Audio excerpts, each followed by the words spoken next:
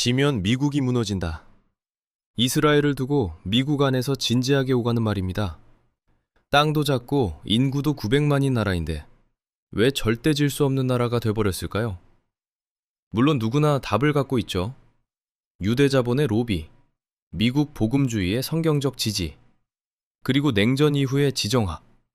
솔직히 이 셋 다 맞는 얘기입니다. 그런데 이상하지 않나요? 각자 따로인 것처럼 보이는 이 셋이 실은 서로를 지키려고 맞물려 돌아가고 있습니다.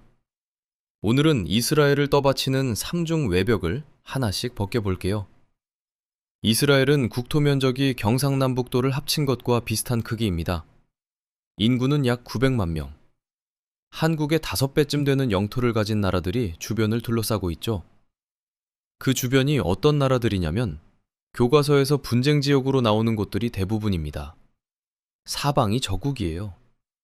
이 작은 나라가 건국 이후 70년이 넘도록 그 한복판에서 생존하고 있는 겁니다. 더 이상한 건 따로 있어요. 지금 이 순간에도 이스라엘은 국제사회에서 맹렬히 욕을 먹고 있습니다. 가자지구, 레바논, 유엔 결의안 거부권.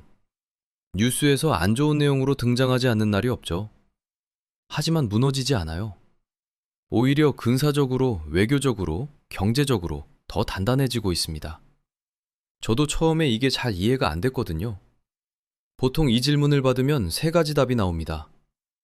유대 자본이 미국 정치를 움직인다. 미국 기독교인들이 성경 때문에 이스라엘을 지지한다. 냉전 이후 지정학적으로 미국한테 꼭 필요한 나라다. 3가지 다 맞는 얘기입니다. 틀린 말이 하나도 없어요. 실제로는 이게 따로따로가 아니에요. 여기서 하나 더 보면 이게 더 흥미롭습니다. 지금 미국에 살고 있는 유대인이 약 750만 명이에요. 이스라엘 국내에 사는 유대인이 약 687만 명이고요. 미국에 사는 유대인 수가 이스라엘에 사는 유대인 수와 맞먹는 겁니다. 전 세계 유대인의 절반 가까이가 미국과 이스라엘, 이 두 나라에만 몰려 있는 거죠. 이 사람들이 어느 위치에 있는지는 뒤에서 하나씩 살펴볼 거예요. 오늘 제가 풀어볼 건 이겁니다. 이스라엘이 욕을 먹어도 끄떡없는 이유가 단순히 로비가 세서도 미국이 착해서도 아니에요. 세계의 외벽이 서로를 지탱하면서 돌아가는 구조로 설계된 겁니다. 3가지가 따로 존재하는 게 아니라 맞물려 있어요. 그래서 어느 하나를 건드려도 쉽게 무너지지 않는 거죠. 하나씩 벗겨볼게요. 그럼 첫 번째 외벽부터 볼게요. 돈입니다. 자, 첫 번째 이유입니다. 돈입니다. 미국은 이스라엘에 매년 38억 달러를 군사 지원으로 보냅니다. 한화로 따지면 약 5조 원이에요. 2016년에 오바마 정부가 10년짜리 MOU에 서명했고 2019년부터 2028년까지 적용되는 겁니다.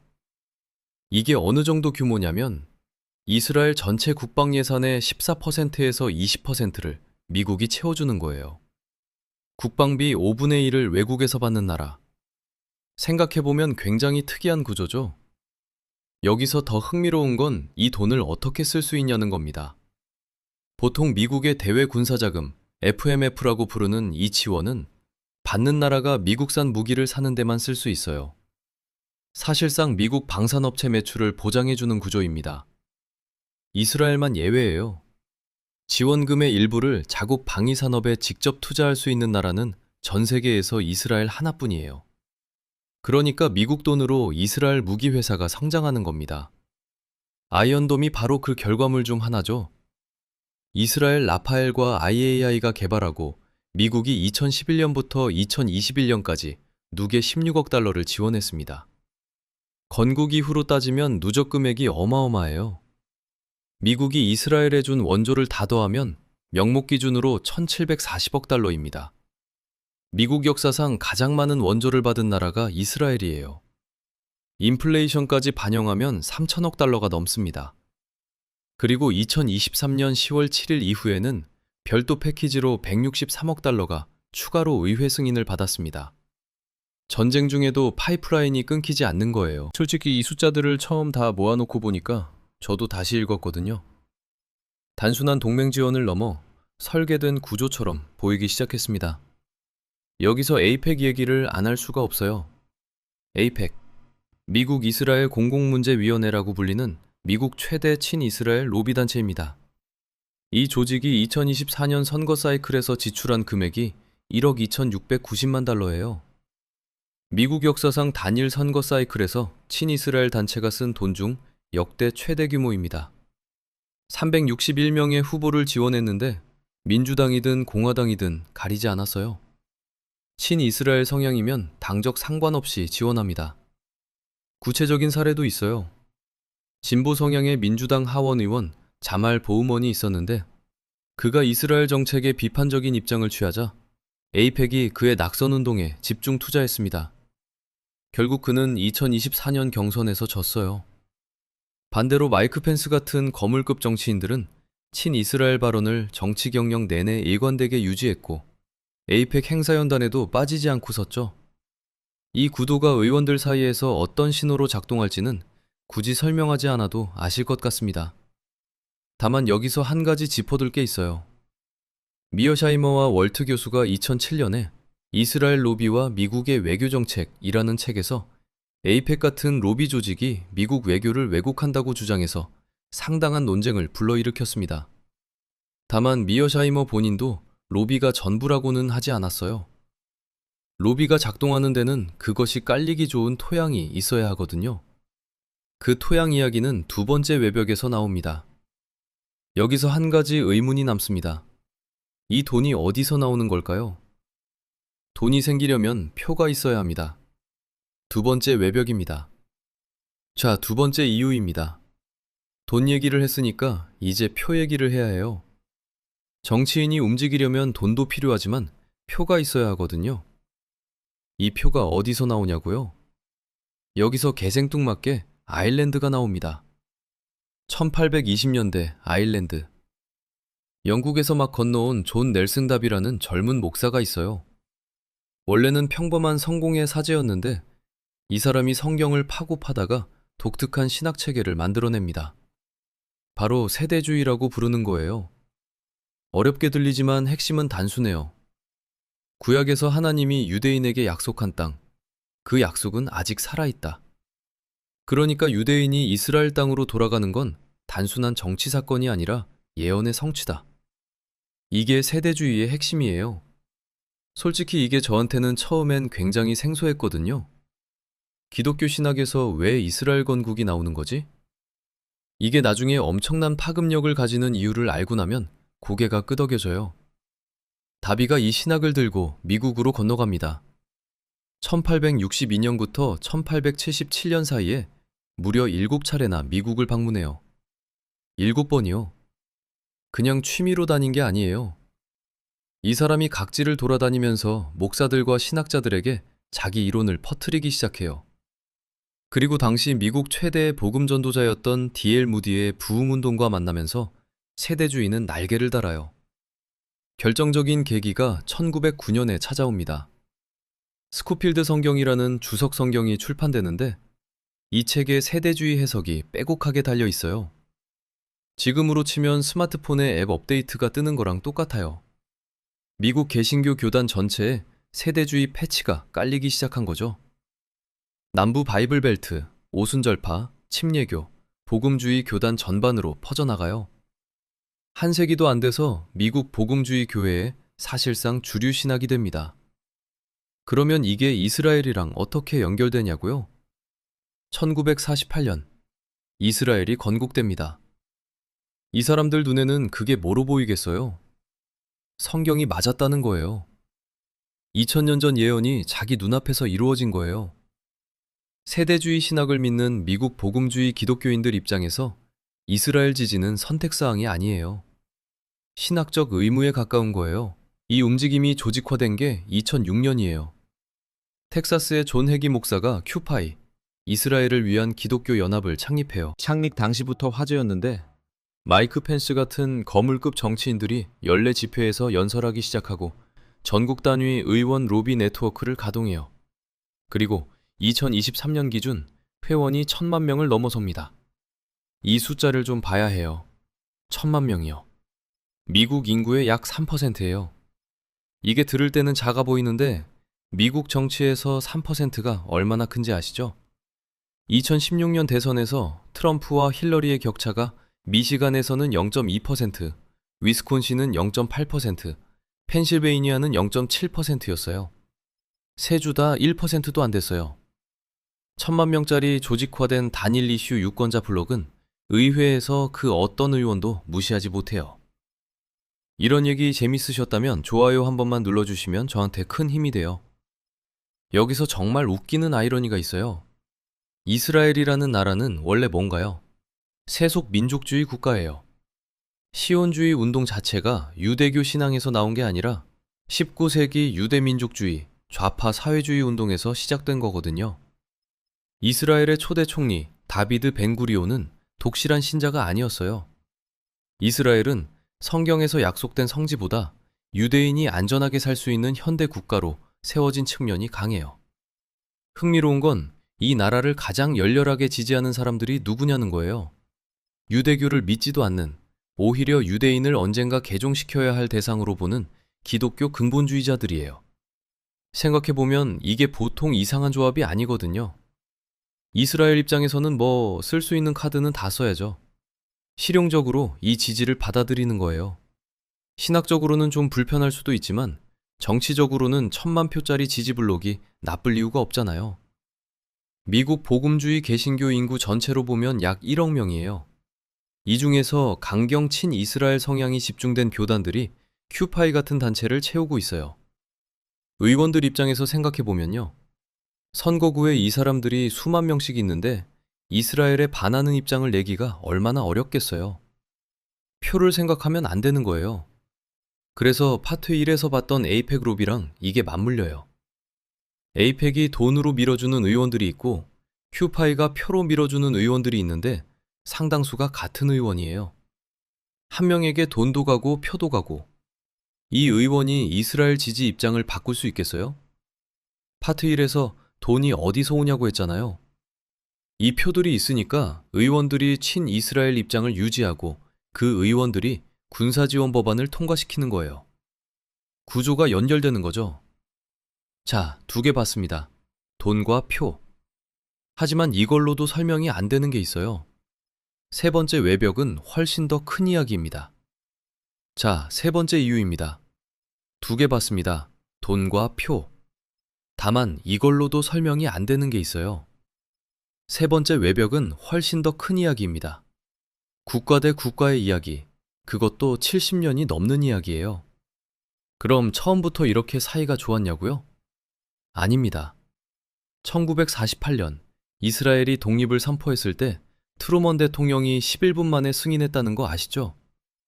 역사책에도 나오는 유명한 장면이에요. 이면을 보면 좀 달라요. 당시 미국의 승인은 외교적 인정이었지 군사 지원이 아니었습니다. 실제로 1940년대에서 60년대까지 이스라엘에 무기를 가장 많이 보낸 나라는 미국이 아니었어요. 바로 프랑스였습니다. 맞아요. 지금 들으면 좀 뜬금없죠? 프랑스가요? 실제로 사실이에요. 이스라엘이 처음 군사력을 갖추는 과정에서 1차 군사 공급국 역할을 한 건 프랑스였습니다. 미국 이스라엘의 특별 관계는 처음부터 설계된 게 아니라 역사가 만들어낸 구조예요. 그 역사의 결정적 전환점은 1967년입니다. 6.1 전쟁이라고 들어보셨나요? 이집트, 요르단, 시리아가 연합해서 이스라엘을 공격하려 했는데 이스라엘이 선제 공습을 날려서 단 6일 만에 전쟁을 끝내버린 사건이에요. 영토는 2배 이상 늘어났고요. 6일. 주변 세 나라를 동시에 상대해서 6일 만에 이겼다는 게 솔직히 저도 처음 봤을 때 믿기 어려웠거든요. 미국이 주목한 건 전쟁의 결과가 아니었어요. 배경이었습니다. 당시는 냉전 한가운데였고 이집트와 시리아는 소련이 지원하고 있었어요. 이 나라들이 이스라엘한테 졌다는 건 소련이 지원하는 세력이 미국의 동맹군한테 격파됐다는 뜻이거든요. 미국 입장에서 이스라엘이 완전히 다르게 보이기 시작한 겁니다. 비유하자면 미국에게 이스라엘은 중동에 박아둔 항모가 된 거예요. 땅에 고정된 항공모함. 미군이 직접 주둔하지 않아도 중동 전체를 감지할 수 있는 위치에 있는 동맹국. 이때부터 미국의 군사 지원이 본격화됩니다. F-4 팬텀 전투기를 시작으로 첨단 무기들이 이스라엘로 향하기 시작했어요. 그리고 12년 후 1979년 두 번째 결정적 계기가 옵니다. 이란 이슬람 혁명입니다. 팔라비 왕조. 미국의 든든한 우방이었던 이란 정권이 하루아침에 무너지고 호메이니가 이끄는 반미 정권이 들어섰어요. 중동에서 미국의 가장 큰 동맹 하나가 하룻밤 사이에 적으로 바뀐 거예요.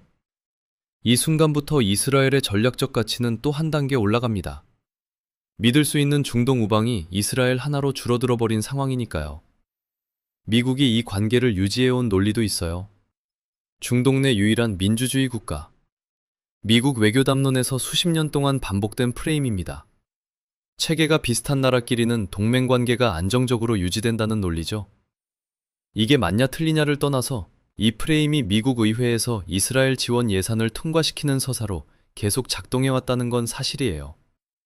2024년에도 이 가치는 다시 한번 확인됐습니다. 이스라엘이 헤즈볼라와 전쟁을 치르면서 헤즈볼라를 크게 약화시켰고 그 여파로 2024년 12월 시리아의 아사드 정권이 무너졌어요. 이스라엘이 움직이면 중동판이 달라진다는 거, 미국은 이 사실을 계속 확인하고 있습니다. 유엔 거부권 패턴을 보면 이 구조가 더 선명하게 드러나요.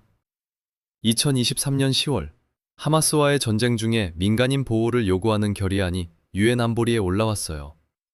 국제 여론은 통과를 원했지만 미국이 거부권을 행사했습니다. 국제 여론이 아무리 들끓어도 이 구조 안에서는 외교 논리가 다르게 작동하는 거예요. 자, 그러면 이 세 번째 외벽에도 균열이 없냐고요? 있습니다. 그리고 이게 지금 현재 진행형이에요. 2024년부터 미국 내 여론이 눈에 띄게 갈라지고 있습니다. 젊은 층과 진보 진영을 중심으로 이스라엘 지원에 반대하는 목소리가 급격히 커졌어요. 유대인 단체 안에서도 변화가 생겼어요. 제이 스트리트 같은 진보 유대인 단체는 이스라엘에 대한 무조건적 지지에서 벗어나 조건부 지지로 선회했습니다. 큐파이 같은 기독교 시온주의 단체 내부에서도 균열이 보이기 시작했고요. 아이언돔 예산 지원에 반대표를 던지는 진보 의원들도 나왔어요.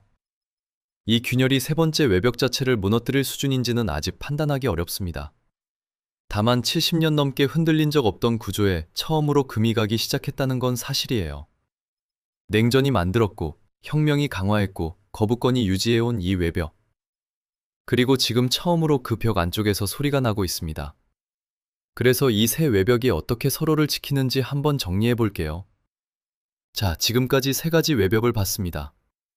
돈, 표, 지정학. 각각 따로 보면 그래서 뭐 싶을 수도 있어요. 이 셋이 서로 맞물리는 순간 뭔가 다른 그림이 보이기 시작합니다. 비유하자면 세 개의 기어가 서로 맞물려 돌아가는 기계랑 똑같아요. 하나가 돌면 나머지도 돌고 어느 하나만 멈춰도 다른 둘이 다시 돌립니다. 구체적으로 보면 이렇습니다. 에이펙이 친이스라엘 의원을 당선시킵니다. 그 의원이 군사 지원 예산을 통과시킵니다.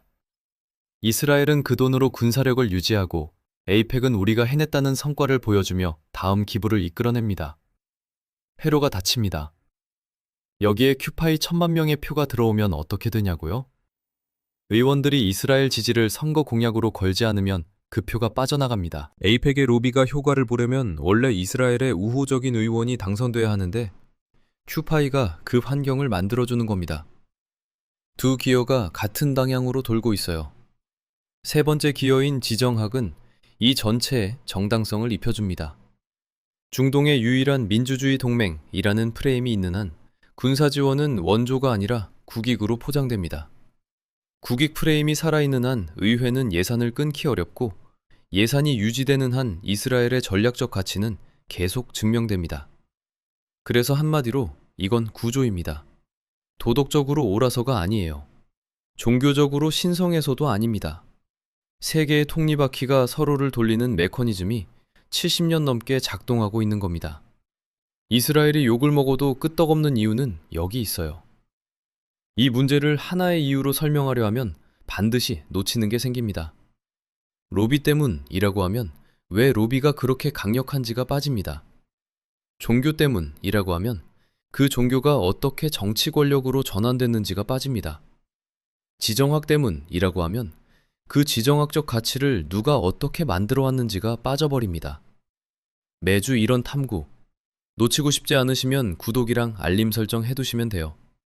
저도 이런 거 계속 파고들 생각이거든요. 자, 정리해 볼게요.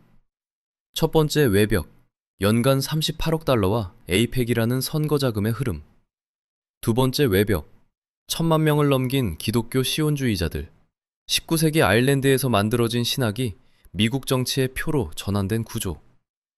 세 번째 외벽. 1967년 6.1 전쟁 이후 굳어진 지정학적 자산 가치. 그리고 그것을 유지하는 중동의 유일한 민주주의라는 프레임. 이 셋이 따로 돌아가는 게 아니라 서로를 지키며 자동으로 재생산된다는 게 오늘의 핵심입니다. 이 구조를 알고 나서 어떻게 볼지는 각자 다를 겁니다. 이스라엘의 생존 전략이 경이롭다고 볼 수도 있고 그 구조 안에서 희생되는 사람들을 먼저 떠올릴 수도 있어요. 하지만 적어도 하나의 원인으로만 설명되지 않는다는 건 이제 보이죠? 다만 한 가지가 마음에 걸립니다. 이 구조가 언제까지 유지될 수 있을까요? 2024년 이후로 미국 내 여론이 조금씩 달라지고 있습니다. 젊은 층 사이에서 이스라엘 지원 반대 목소리가 커지고 있고 진보 성향 유대인 단체인 제이스트리트는 이미 조건부 지지로 돌아섰습니다. 큐파이 내부에서도 균열이 보이기 시작했다는 보도가 나오고 있어요. 아이언돔 예산에 반대표를 던지는 진보 의원도 늘고 있습니다. 새 기여 중 하나에 모래가 끼기 시작하면 어떻게 될까요? 그 균열이 구조 전체를 바꿀 수 있을지, 아니면 구조가 다시 그 균열을 흡수할지, 솔직히 지금은 아무도 모릅니다. 알고 나면 세상이 달라 보입니다. 70년 넘게 작동해온 이 기계의 톱니바퀴 소리가 이제 조금은 들리실 거예요.